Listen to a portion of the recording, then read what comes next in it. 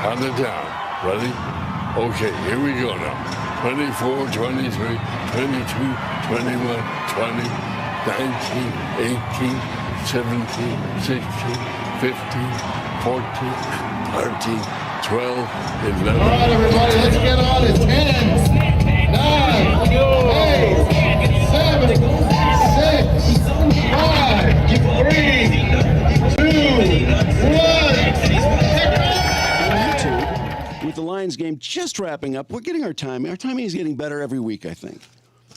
Nice victory today. Take it away, Eli. Well, I mean, I think I feel the same way everybody else does. It's almost becoming routine. They've now What, won. Super Bowl? Is that what you're feeling? No, just that they're good and that they find a way to win. Damn good. They've won 13 of their last 16, which is number one seed type of a record. And I saw the crazy stat. This is their best 16-game stretch since 1961 and 62. Is that right? Yeah. Back then, Wow. back then, if you didn't finish first in your division to play, and there's only two conferences to play in the NFL championship game, they would have this thing called the runner-up bowl. And the players always bitched about that because what the hell's a runner-up bowl? But the second place teams would play. But that's how long it's been since the Lions won 13 out of 16 back in the runner-up bowl days of over 50 years ago. But Was it like the third place game in the Final Four? Remember that? I don't remember. But They did. They had a third place game. Yeah. Anyway, they're just their defense. Their defense is outstanding. They held them. I mean, they held Tampa Bay at home to 2 field goals. And Tampa Bay, although they'd only beaten the Vikings, the Bears, and the Saints, not the best teams in the league. The only team they lost to was the Eagles. They were viewed as a very competent team, and Baker Mayfield was having a good year, and they just squelched them today.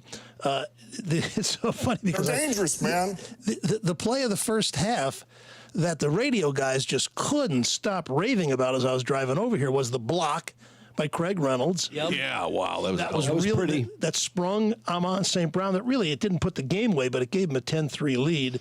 And that was kind of the last Tampa really was. Although they did get to 10-6 in fairness. Jared Goff, not a great game, but as it went on, he became more and more accurate. Mm-hmm. What was he, 30 of 41 at some point? 30 for 43 at 30 for 42, but he finished 30 for 44 for 353. Not bad. And the second-year man and the guy who's been the biggest question mark, Jammo, baby! Jammo baby catches a beautiful, was it 45-yard touchdown pass? on a third down. He had to turn around. Tough catch. And then catch it with the guy in his face. It was a very, very nice It's play. funny, Eli, I didn't see him the first half of the game at all. I didn't even know he was playing. He was in a couple plays. I think he was in at least three or four or five plays. I saw him come in. They just didn't target him. They didn't throw at him. And then we were both, or you were saying how he should have caught. Maybe we were saying he should have caught that ball. There was a little floater. I probably should have caught that, but we'll take 2 out of 3 in this That's case. still a tough catch. He's a second-half player. He's going to be busting out. He's going to catch 40, 50 more passes this season. It's going to be... He could. But, him along with Raymond, who's a great receiver. That might be a little... That's my guy. 36. Yeah. And St. Brown had a fine day. In fact, for Reynolds to make the block on the play of the game that Amon St. Brown scored on, he made a beautiful cut from the middle of the field to go to the outside, and then Reynolds picked up the play and blocked the defensive back and gave him His ability to find just the most unbelievable open space in a zone coverage is remarkable. It's like, how does Amon-Ra get so wide open in the middle of the field? It's crazy. The guys that just do he's that. really, really good. Like Kelsey. He's open all the time. Yeah. He is open all the time, yep. And I think you got to give credit to Ben Johnson, who knows how to, move players around and get them in the open. But very, workmanlike performance. Defense outstanding. They just stopped them on third down the entire second half. Tampa did virtually nothing and even kept them out of the end zone, even though they played some prevent defense. So. On they go. Very impressive, although you have to worry a little bit about Montgomery got hurt. Yeah. It's a rib injury. They said the x-rays were negative, but they really need it because the Lions did not run the ball. If there's anything where they came up really short today, at one point you had what was it, Drew? 20 for 37 on the first 20 carries. Just 37 yards on 20 carries until the very end of the game is not good at all. But that's what good teams do. If they shut something else down, you go the other way, and so where do they go? They play at Baltimore next week. Tough game. Then home to the Raiders, kind of tough game. But think of it. They got Baltimore for the wait. Did you say the Raiders? No, Ravens. Ravens, and then the Raiders. And the Raiders at home. But, with 5 wins, you look at the Bears. They're going to play them twice. That's 7. They're going to play Minnesota twice. Not very good. That's 9. I think it's going to be it would take a major collapse for them not to make the playoffs this year. So it's been a long time and a long time coming. And, you talk about the overreaction. I don't know if it's going to be an overreaction. We're kind of getting used Super to Bowl. it. What are you talking about? Yeah, dude. Super Bowl. Well, okay. Expectations. They could have potentially a very high seed in their conference. Right. Yeah. Yeah. A home playoff game here? Yeah. I tell you, it was weird watching San Francisco lose to the Browns today. That was just weird. Yeah. I mean, it can happen. They shouldn't have, but our Michigan guy, I know. Jake Moody missed a 42-yarder that could And I thought of his dad, Chad, who listens to the show. Well, he's had a I feel fine. bad for him. Chad, he's had a fine rookie year also. Oh, he's already. great. He's great, but to miss a 41-yarder in Ohio. You should be very proud of your boy, nonetheless. He's had a lot of good days kicking, that's for sure. He's got a lot more to go. Yep. So 20-6, that extends their rather meaningless but interesting statistic of consecutive games of 20 points. I don't think it really means much, but whatever. Well, it's going to keep you in the game if you score 20 points. I mean, you're going to be in the game. But you could also do what USC did, which was lose 48-20 last night. So it doesn't necessarily mean anything. It's one of those dubious statistics that we get with all the analytics and the computers figuring out every possible statistical What's thing. the 20-point streak? They have 16 games. They've scored 20 points or more. Is it a team record or is it the most in the league? I think it's the current high in the NFL. It's not that big a deal. Anyway, they are a major national story. They've been for a while, deservedly so. People say to me, "Are the Lions for real?" I go, "You don't win 13 out of 16 by accident in the National Football League. This is a very, very good team that's been scientifically built by apparently a brilliant general manager who gets draft choices just almost snaps his fingers and gets more draft picks. And Jared Goff has turned into one of the most respected and quarterbacks in the league after almost getting run out of town here. Yeah. So it's incredible how quickly. Amazing how he's turned it around. Yep. Well, it's nice to see him throw a long ball today because that's one thing he doesn't do. And I'm looking at Tampa Bay with those tall receivers and thinking, well, that's a really nice advantage. But Mayfield couldn't get the ball to him. No, he was too short. And Goff has got some type of streak going of the most, or he's number 1 in the league in passes of 20 yards or more. Are you going to actually play that? We need a better quarterback than Goff? No, because we don't need another quarterback. He's great. How about some love for Alex Anelzone too? I thought he was great. Man, he was because they were working him in pass patterns, and he was knocking the ball down to him very, very well. Tell your joke, Mark. What? Oh, what's your joke? Somebody in the room might have said he's pretending that Tampa's Hamas. Because remember, his parents are trapped in Israel. His parents are safe and they're fine home now, which is great news. And he's been a staple in that defense. He racks up tackles. Will this be a good time to bring up the separated birth with Mama Kelsey?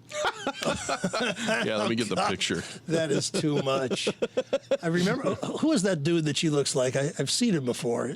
Who is he? I don't know.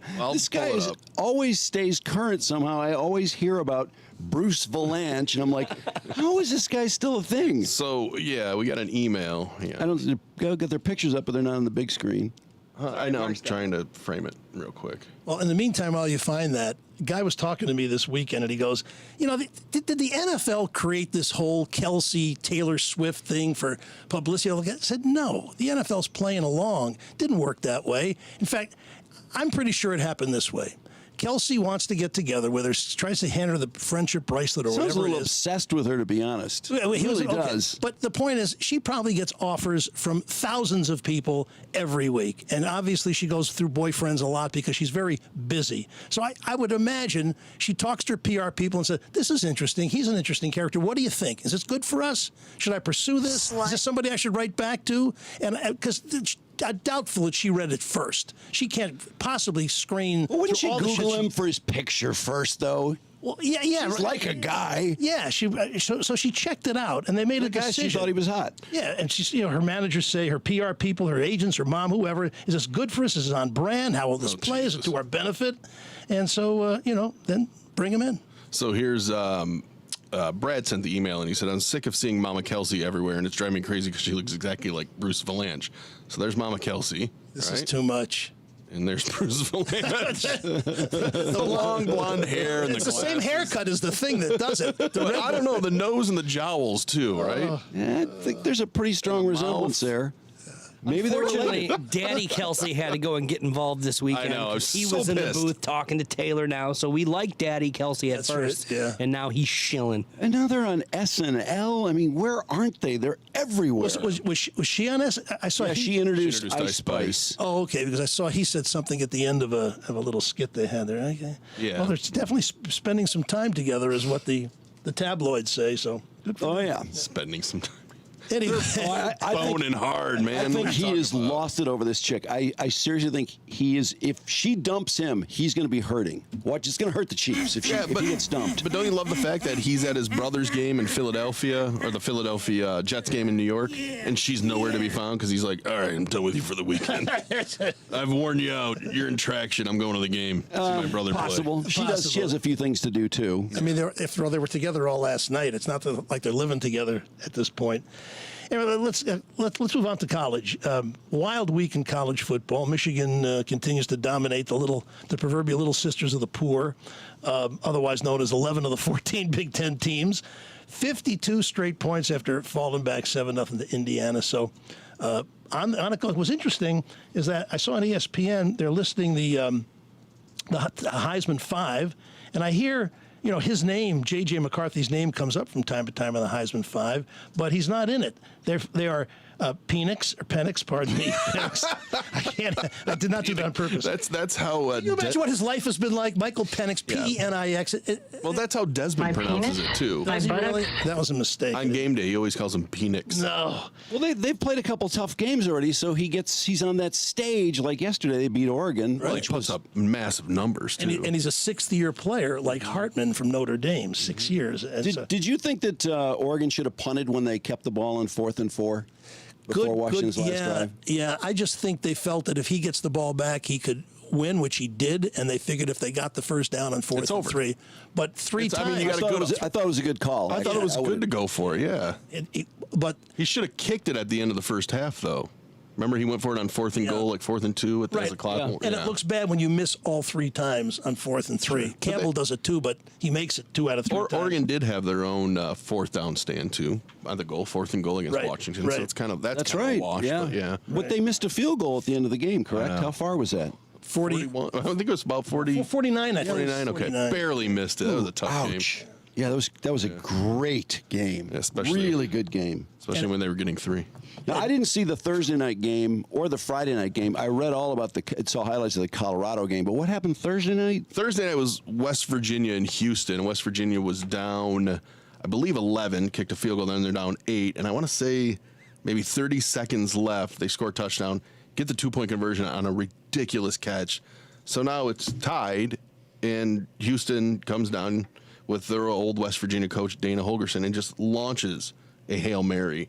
And it was one of those that was catch. It was another Hail Mary. Oh, it was caught? Yeah. my So God. Houston won. So there's, a bunch of points scored. But last night was Colorado State and Boise, which was, I think was it 3 touchdowns in the last 6 minutes? Yeah, for something Colorado? like that. But how do you have time to watch all these games? I mean, I can watch maybe 5 hours of football. I record them all on YouTube. How many and you hours can of football do you watch on Saturday? A shit ton. That's How about that internet? Isn't that crazy? It is all I do on Saturday, and I know it's lame, but that's all I do is watch college football. Went to the trying to Michigan figure out- game, came home, and just Mark. watch college football. How do you score 3 touchdowns in 6 minutes when the clock doesn't stop the way it used to? How did Michigan State give up 3 touchdowns in 8 minutes? College Same football's way. wacky, man. No way. That's what's so fun about it. Michigan State gave that game away.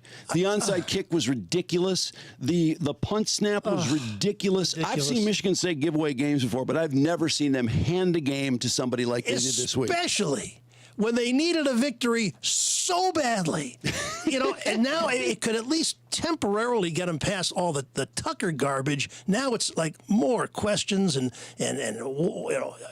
what's the attitude of the team with the whole Tucker thing and all this and losing. It would have been such a sigh of relief, and they blew it so badly. Well, the game was in their hands. It was 24-6 in the fourth quarter. You blew it! I couldn't say it this way, but here's the ESPN summary of the Michigan State game. Quote, we're going to suggest Michigan State just sits out the rest of the season and starts fresh in 24. Nothing good can come from continuing to play football this year. Just sit back, enjoy the Urban Meyer rumors, watch some basketball, and we can all pretend this year didn't happen when spring practice starts in March. Unfortunately, they're playing Michigan this week. But a night game against Michigan, I mean, can't that No, you don't think I don't think so. I don't think that can rally the troops. I don't think so. That loss had to just.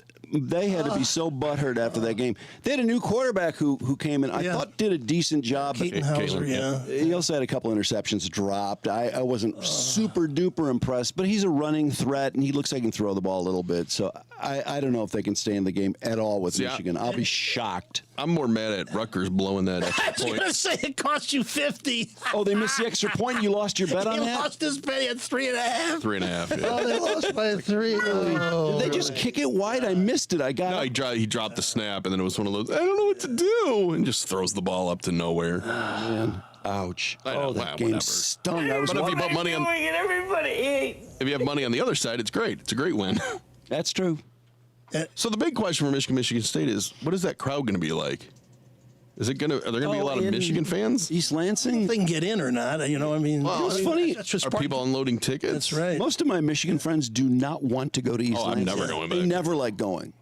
I didn't like going either, but it's actually a more comfortable fan experience than Michigan Stadium. I think it isn't as ask crowded. Tom Mazaway. Parking's better. Well, what does Mazaway say? He had a panic attack. The beer lines, he said. he was paralyzed in place for 20 minutes. He couldn't move. It was like that Ozzy show in Europe where people died. Or the Who in Cincinnati. Yeah, the Who in Cincinnati. We almost lost Maz. On Wednesday, I host this thing every year. You've been there because your dad. I have been there. Yeah. The Paul Bunyan lunch or whatever, and I always play the role of the elitist, Michigan, fan or snob. Who Darryl Rogers accurately called us arrogant asses. So I was thinking, can I tell some Tucker jokes? And I'm thinking of Tucker and thinking, here's a guy, he's on the road in a hotel.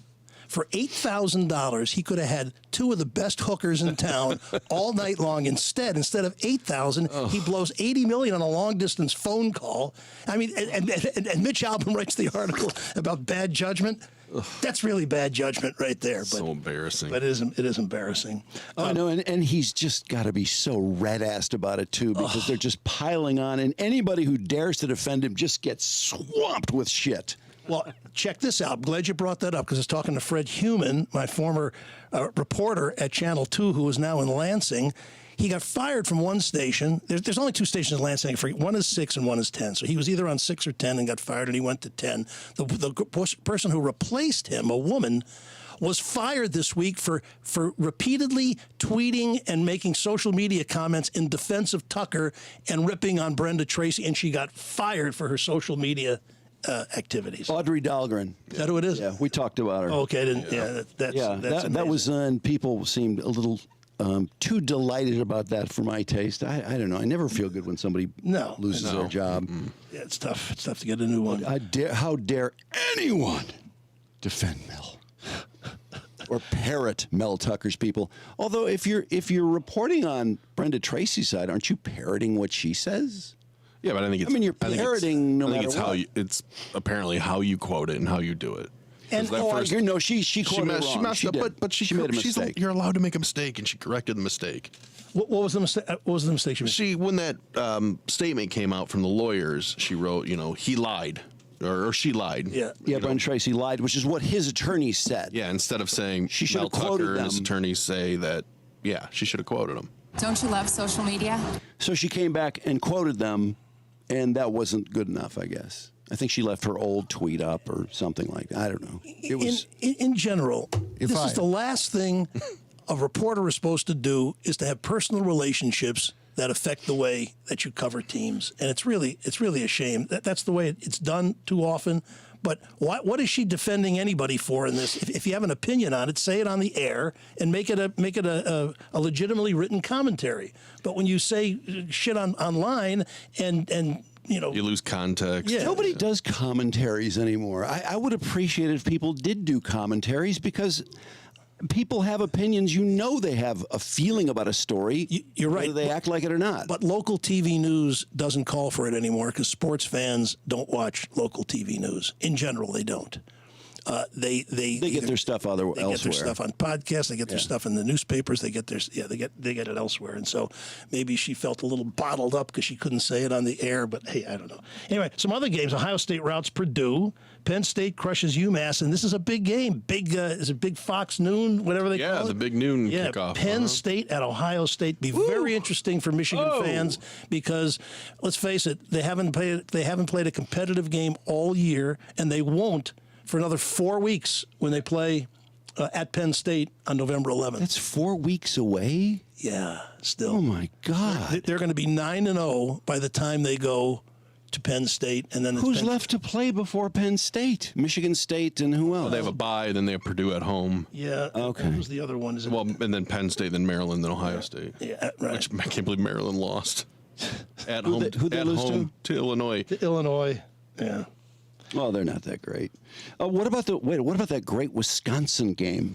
Wisconsin, Iowa. The winner passed for 37 yards or something. I love watching Iowa play because it is the most bizarre football experience, because they don't move the ball on offense. They had one large run, and the defense always scores some points. It's just so weird, but they knocked Wisconsin's quarterback out of the game, and they couldn't do anything afterwards. I can't believe two Big Ten teams can't do more offensively than those two schools. There's 11 really bad Big Ten teams out of the 14. Iowa's so bad on offense, and they're going to end up being 11-1. They'll be 11-1 in the championship game. Iowa. They don't play anybody else the rest of the year. It's great. Eric All got injured too. Remember the Michigan guy? For sure. Yeah. So he's out. I watch football. Obviously, we all do, and certain ads eventually I go, no, not again. Come on, seriously? And the one with Common, I'm saying, how can I escape fucking Common in that barber's chair? They're spending tens of millions of dollars on iPhone 15. He's everywhere. So I was thinking, we're watching the game today, the Lions game, and we haven't seen him until the second half. And Bart goes, there he is. There's Common again. But so I was looking at the stats. The FanDuel, DraftKings, and MGM own like 70% of the market, because they spend the most money. And I love Jamie Foxx. I'm getting tired of him screaming at me with the MGM ad all the time. Shut up. God, FanDuel is so invaded. I'm amazed. Are the gambling addict places, rehabs must be full. They must be absolutely overloaded with people. There's so many messages telling us to gamble. Gamble, gamble, gamble. And if you have a problem, call. Free bets. If you have a problem, call. Yeah, it's so much fun though. I know. Well, it does make a good thing better, as Homer Simpson said. There's no way around it. Doesn't it drive you crazy though when you lose a game like you lost the Michigan State game? No? It hurts. It does. It hurts. I want to ask you something, Eli, because I brought it up on Thursday. USA Today had this big article on Shedeur Sanders. Yeah. And how dare people criticize his $70,000 watch, which he flexes at the fans, the opposing fans, when they beat Arizona State. Apparently went up to the student section and went, look at my $70,000 watch. And he has a hoodie that has a picture of him showing off his $70,000 watch, and it's sold out for $100 a hoodie. And they suggested that anyone who dares to criticize this is racist. Well, no, it's not. What? No, that's cheesy. Everything's promoted. It's lame. Everything's being sold all the time. Why are you even wearing a watch in a football game, let alone showing off, here, look at my $70,000 watch? How is that worse than what Common does in your face all day long? You're selling an iPhone. It's just he's selling himself. It's self-promotion. That's what how about all he probably got the watch for free, and so he's getting his what's worse? Views, I guess. Is that worse than Olivia Dunn showing you her ass in every post that she does?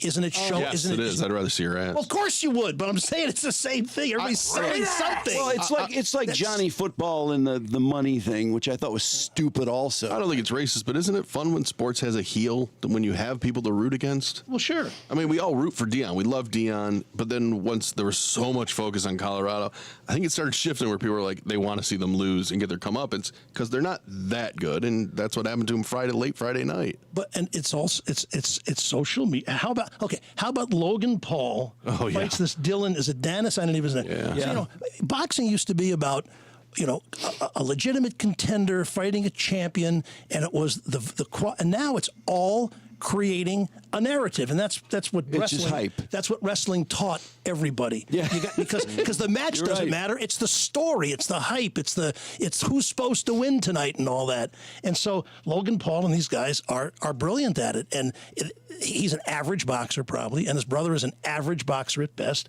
But they create with their millions of followers they create a narrative, and they call each other out, and they insult each other, and then of course after the fight I think he takes a cheap shot. Yeah, and it was all-out brawl. The ring, fills up with security guys beating each other up. Well, the guy had 6 rounds to punch Paul, and he didn't do anything until they called the fight, and all of a sudden he's just swinging wildly trying to get to him, and he can't even hit the security guard who's dodging his punches. He isn't even a boxer. He's a martial arts guy. So they're not even fighting in the same sport.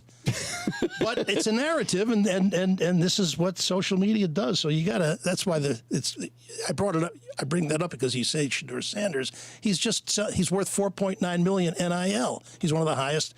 In fact, I don't understand. He's worth more than Olivia Dunn. Here's what I don't understand. Who enjoys seeing his $70,000 watch? Does someone go, "Yay! Colorado fans. $70,000 watch." Colorado fans. People want to buy it. I can't say I would be impressed with anyone who insists on shoving their $70,000 watch in my face. Sure. It's kind of like, whatever. That's why you root against them. I get upset after every play when each guy who makes a tackle or intercepts a pass or knocks one down or runs for more than 5 yards makes some kind of signal at the camera, and then they show it in slow-mo when they go to a break. So everybody's showing off all the time. Did I tell you this? Did I talk about Roger Maris last week? And Roger Maris, it's his 61st homer in 1961. I'm 11 years old. He breaks the most hallowed record in all of sports. Is that off Tracy Stallard? Off Tracy Stallard. Okay. Does he flip his bat? No. Does he stare at the pitcher? No. Does he wait till it goes in the stands? No. Does he take He puts his head down not to show up the pitcher. You're supposed to act like you've been there. Trots around the bases, has to be pushed out of the dugout by his teammates to make a little embarrassed wave at the crowd. Well, that's not going to sell any T-shirts. At the same time, in 1961, I got this Cassius Clay guy saying, "I'm going to knock him out in 4," doing the whole wrestling thing. So it's like a butterfly, sting like a bee. Self-promotion, and he started it, and it's gotten out of control. But yeah, it's just the way it is. No, it is what it is, and it's just being old and knowing how it used to be having some class. Well, I don't expect everyone to always have class or never be exuberant or excited about a play, but it's just showing off your fucking watch. Are you kidding me? And people buying sweatshirts with him showing off his watch for $100? What? Didn't George Kittle wear some T-shirt the other day? He got fined. Yeah. So everybody's it's taunting. It's just taunting. What did George Kittle do? He wore some T-shirt to taunt whoever the hell they were playing. I don't expletive know. On it. It just said "fuck Dallas." On it. Right. Yeah, I'm surprised they would even discipline anybody at this point. Did you guys see the Colorado game though, or did you see the highlights? I did not see it. No, 29-0. I did not see it. I was telling Eli before the show. I said, I'm sitting there on Friday night, going, "Why am I watching this? It's 29-0 as it's going into halftime." And then I wake up in the morning, turn on the TV, and ESPN's on, and they're hyping up the Oregon-Washington game. And they're like, "Maybe it'll be as crazy as the game last night in Colorado." I'm like, "What? The game was a fucking blowout." And I put it on, and Stanford scored 19 points in the third quarter, 17 points in the fourth quarter to Colorado's 7, tied it and went into double overtime. And there was a receiver for Stanford who caught everything. Yeah. He had a 97-yard... 294 yards receiving after the second half. But he had that touchdown catch over Travis Hunter, which was, on his helmet. Yeah. That was remarkable. Oh, that was amazing. Back was a great catch. The Roman Wilson one up. But But it's one of those things where I like Colorado. I like what Deion's doing. But I'm glad they lost. Well, because Stanford didn't quit, and they're terrible. And he will go into the portal. By the way, there's 2,900 players have been in the portal. I don't know. 2,900. Yeah. Wow. And so Deion's going to go in the portal. He's going to build a defense, and they're going to come. As he said, they don't come to play for Colorado. They come to play for me, and he's right.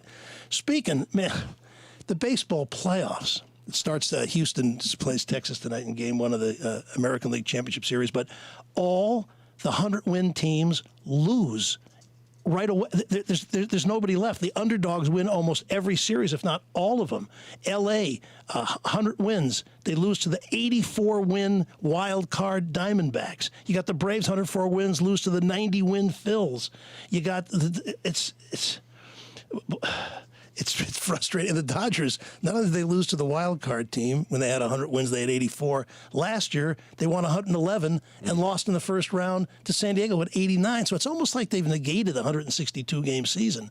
And 12 teams is too many. It's just too many. But they're being embarrassed a little bit this year, I think. Honestly, I'm surprised there aren't 20 teams in the playoffs like the NHL or the NBA at this point. NBA's got more than 12 half. is really holding back. NBA's got 16 of the 30 teams make the playoffs. And with that statistical story there, the Pistons haven't won a playoff game in not a single game. Anyway, do you know what October 15th was 35 years ago? October 35 years. The Tigers won it? Nope, that's when Gibby hit his home run off Eckersley. Oh, okay. 35 years ago. Oh, and 88. Yeah, right. I'm thinking. My math's off. At the time when that took place, I watched it and I thought, what the hell? How did he wind up in L.A.? Of course, the collusion and all that. Eckersley was out of baseball 2 years earlier. And I said, I thought it'd be a great documentary to kind of re-engineer how all that happened. Look what had to happen for those two guys at that moment to make baseball history. Gibby had to be a free agent because Monahan called him a disgrace to the organization. Collusion had to be there to take away his fair salary that he wanted the Tigers to give him and wouldn't. Eckersley was out after 86 when he had a terrible year with the Cubs. His daughter videotaped him at a party being a drunk. She showed it to him the next day, and he's decided to go into rehab immediately. And La Russa takes a chance on him, makes him a long reliever in 87.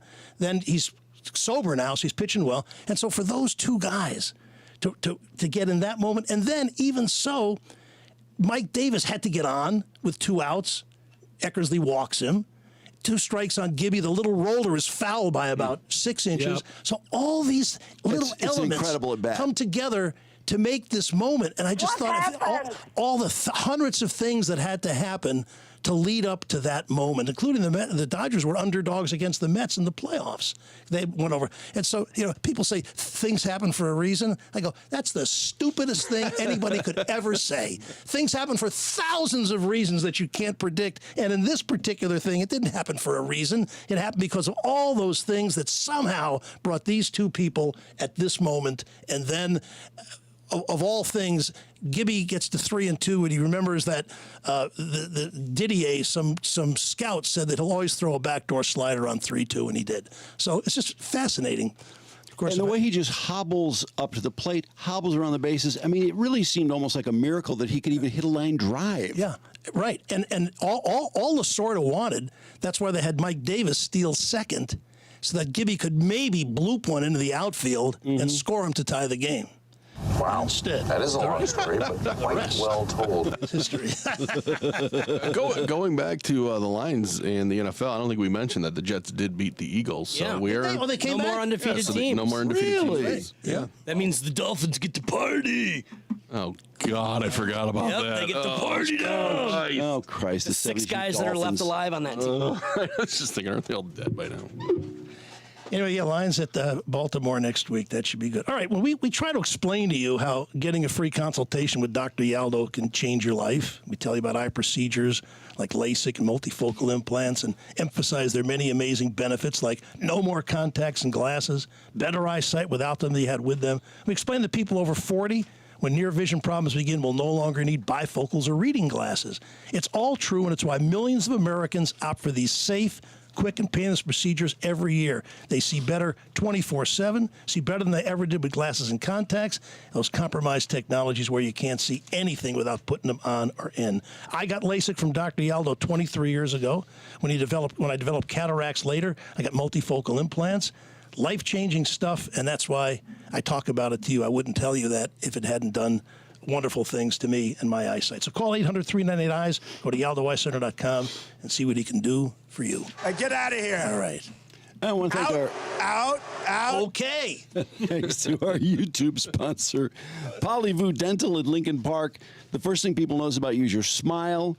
If you always wanted a shiny, straight, sparkling smile, Polyvoo Dental has a great offer for you. The Invisalign Clear Aligner System. Yes, straightening your teeth like adult braces that you can't see. Have them on. I think they change them every 3 months, but it's really an amazing way to straighten your teeth, just like braces should have done before. And it's not all older people doing it. People in their 20s do this. People, I think, even in their teens choose to do this. You can do it for $36.99. That's a big discount from the regular $51.50 price. Plus, they'll include a free set of retainers and a free whitening just for listeners of the show. Set up a free consult at Polyvoo Dental, and with their state-of-the-art Itero digital scanner, you can see what your Invisalign results will look like in just minutes. What a tease that is to see yourself with straight teeth. If you want the Invisalign system, or maybe you want a new dentist, Polyvoo's the place for you. They've treated many, many patients. They are a platinum Invisalign provider 3 years running, and they have more than 600 5-star reviews. Plus, they offer financing with no credit check. You can get the Invisalign Clear Aligner System for only $197 a month. Call Polyvoo Dental today. Set up a free consult at 313-388-2400. If you felt insecure about your teeth for a long, long time, why not do something about it? Call Polyvoo, 313-388-2400. Go to polyvoodental.com. And then Legacy Partners. Oh, our good friends over there. Do you know the thousands of our listeners have called Legacy and saved money on their home and auto insurance needs? It's absolutely amazing. We get emails from people all the time singing the praises of Legacy Partners. They've helped people by fixing mistakes other agents have made, asking the right questions to get the right coverage put in place to properly protect you, and, oh yeah, help you save money at the same time. Chances are, if you haven't checked your rates in the last year, you are paying too much. If it's more than a year, you know you're paying too much. So what are you waiting for? Put some money in your own pocket. Give Legacy Partners a chance to help you with your home, your car, your life insurance, or your business insurance. Call Legacy at 586-209-4106, or you can click the link on our website for Legacy Partners Insurance, 586-209-4106. Time for Tubby Bye-Bye. Time for Tubby Bye-Bye. Time for Tubby Bye-Bye. It's for the YouTube right there. Oh, good, good. That's always nice to know.